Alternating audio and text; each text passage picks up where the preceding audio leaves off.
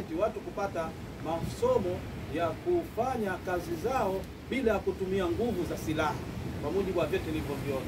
Kwa hiyo hicho ni kitu ambacho pekee nacho pia kimetuvutia kama KEMKEM, kwa sababu sasa hivi kila unapokwenda kwenye dunia hii, unapofanya shughuli zako, unaambiwa tumia reasonable force, kwa Kiswahili chake unazungumza, yani usitumie nguvu za ziada.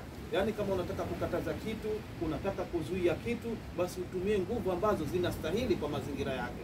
Kwa hiyo hili basi mimi mwenyewe binafsi limenipa hamasa, hata sisi kwa upande wetu sisi KEMKEM ama maaskari kwa jumla, kuna baadhi ya operesheni zetu tutakapozifanya, basi kwanza tuje tupate darasa kama hili, pamoja na mapendekezo yale yote ambayo mmepewa kwenye risala hii, tutafanya kazi. We're looking forward to the third one next year. As we all know, the conservation of our seas is very, very important, and very important to the communities, for our fishing population. So thank you.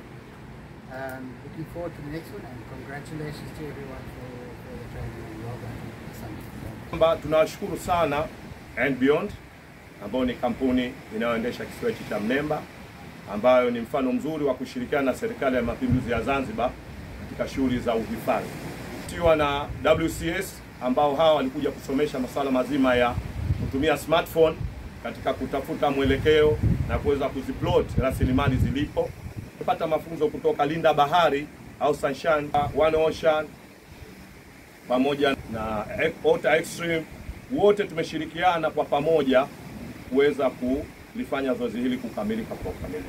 Mafunzo yetu haya tumepata mafunzo ambayo tumeweza kutambua namna bora ya utunzaji wa bahari, viumbe vilivyomo ndani yake, kushirikiana na jamii katika utatuzi wa uhifadhi wa bahari pamoja na ukanda wake wa pwani.